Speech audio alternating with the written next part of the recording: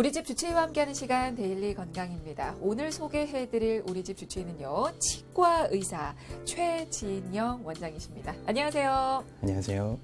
치과의사 최진영입니다. 네, 반갑습니다. 자, 오늘 어떤 질환에 대해서 좀 알아볼까요? 네, 잇몸을 연조직인 치은에 국한시켜 생각한다면 치태와 관련되어 생기는 치은염과 치은 비대 등이 있고 치태와 관련 없이 생기는 미생물에 의한 치은 질환과 외상 등이 있습니다. 잇몸의 범위를 치주 조직 전체로 본다면 급성 만성 치주염과 기타 전신질환과 관련된 치주질환 등이 있습니다. 오늘은 그중에서도 치은염에 대해서 알아보겠습니다. 네. 자, 오늘의 주제는 치은염인데요. 말씀하신 것처럼 치주염도 있잖아요. 치은염과 치주염 사실 헷갈리는데 어떤 차이가 있을까요? 치주 조직은 치아를 지지하고 있는 치조골, 치아와 치조골을 연결해주는 치주인데 그 위를 덮고 있는 치은으로 구성되어 있습니다. 치은염은 치은에 국한되어 생기는 염증성 질환을 의미하고 치주염은 치주 조직 전체에 생기는 염증성 질환을 의미합니다. 그러니까 치은에만 생기면 치은염이고 치주 조직 전체에 걸쳐서 생기면 치주염이고 네, 이렇게 구분이 가능하겠군요. 그러면 우리가 흔히 말하는 잇몸병은 치주염인가요? 일반적으로는 그렇게 생각들 하고 계십니다만 네. 굳이 말하자면 잇몸병이라는 것은 치은염과 치주염 모두 다 포함된다고 생각하는 게 좋습니다. 그렇군요. 그 두 질환의 차이점 중에 사실 발생 연령대도 좀 언급을 하고 싶은데 치은염은 젊은 사람에게 그리고 치주염은 좀 나이 드신 그 중장년층에게 많이 생긴다고 알려져 있는데 실제로 그렇습니까?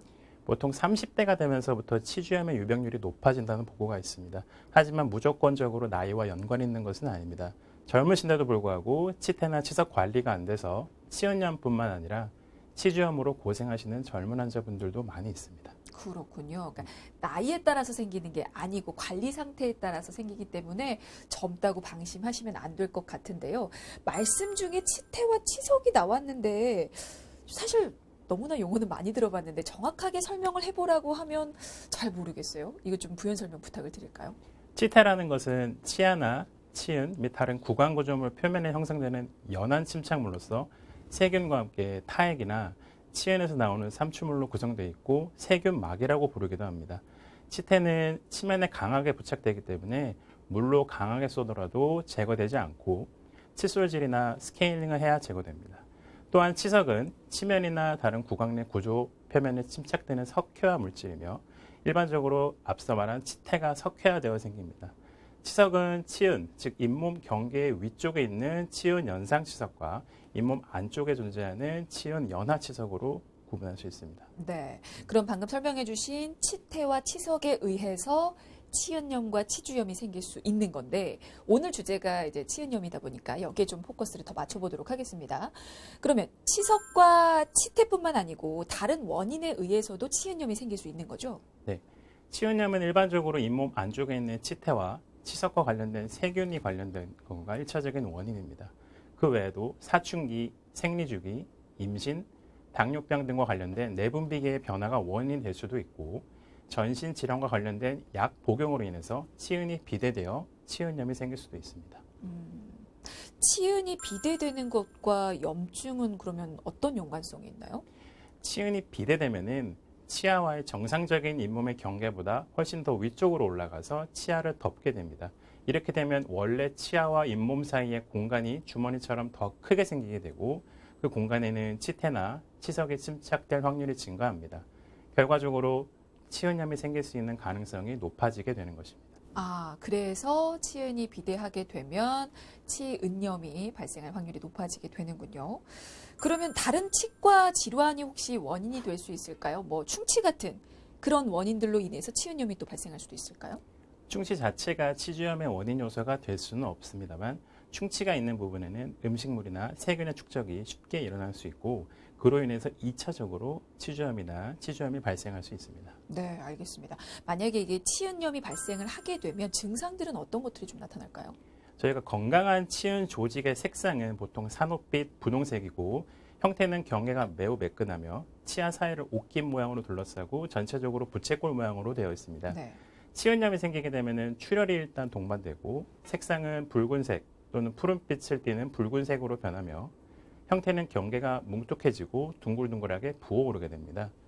질감은 매끈하거나 반짝거리게 되며 치은염으로 인해서 그 결과적으로 치은 퇴축이 발생할 수도 있습니다. 그러니까 색부터 변하게 되는 거군요. 만약에 이게 치은 퇴축이 생기면 통증도 혹시 있을 수 있습니까? 치은 퇴축 자체가 통증을 유발하지는 않습니다. 네. 하지만 잇몸이 내려가게 되면 치아의 뿌리 부분이 노출되게 되고 그 부분에 찬물이나 바람에 자극이 되어 시린 증상이 생길 수 있습니다. 또한 노출된 뿌리 부분은 치아의 머리 부분보다 매우 약하기 때문에 칫솔질 등에 의해서 쉽게 마모되고 시린 증상이 가속화되어 통증까지 느끼시는 환자분들도 종종 계십니다.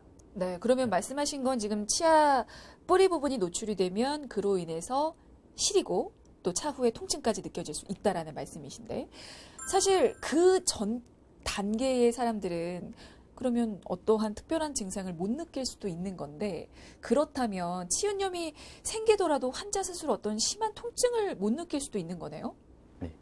보통 일반적으로 따갑거나 한 정도의 통증은 있지만 일반적으로 치은에 농양이 생기거나 외상이 생길 경우가 아니고서는 단순히 치은염 때문에 극심한 통증을 느끼는 경우는 잘 없습니다. 일부 환자분들께서는 잇몸이 근질근질한 느낌이 난다거나 뭔가 치아 사이에 이물질이 껴있다고 표현하시는 분들도 있습니다. 그렇다고 해서 무조건 육안으로 이 치은 조직 변화가 확인되는 것도 아니죠? 치은염이 심하거나 급성으로 온 경우에는 아까 말씀드린 증상을 통해서 육안으로 확인이 가능하지만 네. 미세한 치은염의 경우 육안으로 확인되지 않을 수 있기 때문에 정기적으로 치과에 방문하여 관리가 잘 되고 있는지 검진을 받는 것이 중요합니다. 네, 사실 치과 가기 싫어하는 분들이 좀 많기 때문에 요거 한번 짚어봐야 될 것 같습니다. 치과 정기 검진이 필요한 이유, 더불어서 치과 정기 검진으로 인해서 발견할 수 있는 치과 질환은 어떤 것이 있을까요? 보통 환자분들께서는 아프지 않으면 치과를 방문하지 않으십니다. 네. 우리가 매일 칫솔질은 하지만 아프지 않으면 딱히 구강내를 자세히 들여다볼 기회가 없기 때문에 치과에서 정기적으로 상태를 확인하는 것이 좋습니다. 정기적으로 검진을 하면서 필요한 경우에 전체 파노라마 엑스레이를 촬영하게 되면 육안으로 확인하기 힘든 숨어있는 충치나 치주염 등을 확인할 수 있고 알지 못했던 사랑니 등의 존재도 확인할 수 있습니다. 그렇군요. 그런 검진을 통해서 치은염이 발견되고 진단이 됐다라고 하면 치은염은 왜 치료가 필요할까요? 혹시 방치를 하게 되면 어떤 문제가 또 일어날 수도 있습니까? 아프지 않고 불편하지 않다고 해서 치은염을 방치하게 되면 치은이 더 부어오르게 되고 잇몸과 치아 사이 공간이 더 커집니다. 그 공간에 치태와 치석이 쌓일 확률은 더 증가하게 되며 그에 따라 세균의 침착도 증가하게 됩니다. 이런 세균들로 인하여 결국 치주염이나 기타 질환으로 발전될 수 있기 때문에 꼭 치료를 받으셔야 합니다. 그러니까 치은염이 발전을 하면 치주염이 될 수도 있다라는 말씀이신 건데 그러면 어떻게 보면 치은염은 치주염의 전 단계 질환이라고 좀 인식을 하실 수도 있잖아요. 그래서 치은염을 좀 가볍게 여기시는 분들도 계시더라고요. 그리고 때때로는 이게 치은염이 치과 진료 없이도 좀 좋아지지 않습니까? 그게 나아진 건가요? 치은염의 증상인 출혈이나 잇몸이 부어오르는 가시적인 현상이 일시적으로 좋아졌다고 해서 네. 치은염이 치료되었다고는 볼 수 없습니다. 겉에서는 붓기나 치료율이 없어졌다고 해도 잇몸과 치아 사이에 숨어있는 치태나 치석이 실질적으로 제거된 것은 아니기 때문에 전문적인 치과 치료를 통해서 치은염 치료를 받는 것이 좋습니다. 네, 그러니까 겉으로 드러나는 증상이 좀 나아졌다고 해서 이게 완전히 나은 게 아닙니다. 검진을 통해서 꼭 확인 한번 해보시는 게 좋을 것 같습니다. 자, 그렇다면 치은염은 또 어떻게 치료를 하는지 알아봐야죠. 치료법 알려주시죠. 치은염 치료법은 대표적으로 치태 조절법과 치석 제거법이 있습니다.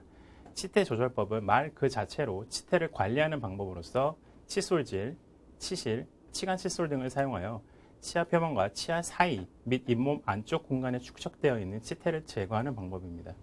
치석 제거법은 일명 스케일링으로 치과에서 사용하는 전문가 기구를 이용해서 치태와 치은 연상 및 치은 연화 치석을 제거하는 방법입니다.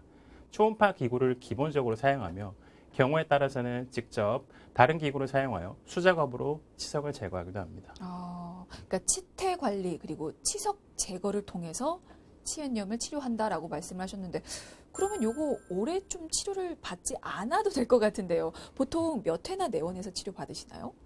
기본적으로 단순 치은염의 경우 해당 부위의 스케일링 1회 정도로 마무리가 됩니다. 네. 1회 내원 후에도 잇몸의 출혈 및 붓기가 가라앉지 않으면 추가적인 치태 조절 또는 스케일링이 필요할 수 있습니다. 치주염으로 진행된 경우에는 스케일링을 포함하여 최소 3, 4회 또는 그 이상의 내원이 필요할 수 있습니다. 그러니까 치주염이 되기 전에 치료를 받으면 훨씬 수월하게 치료가 가능하군요. 그러니까 어쨌거나 치은염의 치료법은 지금 치석을 제거하고 치태를 관리하는 건데 그 방법이 지금 스케일링이잖아요. 그럼 이제 궁금합니다. 스케일링이 굳이 이런 어떤 치과 질환의 치료 목적이 아니더라도 주기적으로 스케일링을 받으면 이게 구강 건강에도 뭔가 나름 좀 도움이 될 것 같은데 어떻습니까? 그렇습니다. 보통 스케일링을 자주 하면은 치아가 닳는 것이 아니냐고 물어보시는 환자분들이 계시는데 네. 스케일링에 사용되는 기구의 힘은 절대 치아를 삭제하는 힘이 아니기 때문에 주기적인 스케일링은 오히려 잇몸의 관리에 도움이 됩니다. 또한 평소에 가정에서 사용하는 칫솔과 치실 및 치간 칫솔의 효율성은 치과에서 사용하는 전문적인 기구에는 못 미치기 때문에 치과에 방문하여 전문적인 기구로 스케일링을 받는 것이 좋습니다. 또한 만 19세 이상의 대한민국 국민은 모두 1년에 1회 치석 제거 행위가 국민건강보험에 적용되기 때문에 네. 아무리 못해도 1년에 최소 한 번은 치과에 방문하시는 것이 좋습니다. 왜 스케일링 받고 나면 치아 사이가 좀 벌어져서 치아가 닳는구나 뭐 그런 생각을 했는데 아닌 겁니까? 네. 알겠습니다. 그러면 치은염 치료할 때 그 이후에 좀 관리하거나 환자 입장에서 주의할 점은 또 어떤 게 있을까요? 치료 후에는 치태 및 치석으로 덮여있던 치면이 노출되면서 한동안 온도 자극에 민감한 증상이 생길 수 있습니다.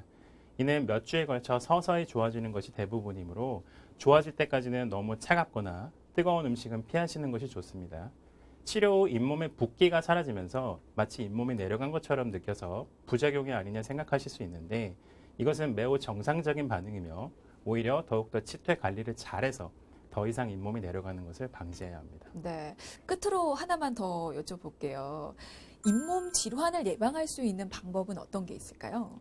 잇몸 질환 예방의 시작과 끝은 구강 위생 관리입니다. 치은염이 생기는 대부분의 원인은 치태이기 때문에 정확한 방법으로 규칙적으로 칫솔질을 하셔야 하며 치실을 사용하는 습관은 꼭 들이시는 것이 좋습니다. 하지만 너무 굵고 강한 칫솔모를 이용하여 과도한 힘으로 칫솔질을 하게 되면 오히려 잇몸에 상처가 생기고 염증이 생기거나 잇몸이 퇴축되는 현상이 생길 수 있으니 조심하셔야 합니다.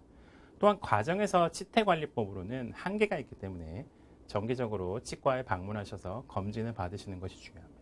네, 알겠습니다. 자, 오늘은 치은염에 대해서 살펴봤는데요. 이거 방치하다가 더 큰 질환으로 발전할 수도 있습니다. 미리미리 관리하시는 게 좋을 것 같습니다. 자, 지금까지 치과 의사 최진영 원장이셨습니다. 말씀 감사합니다. 감사합니다.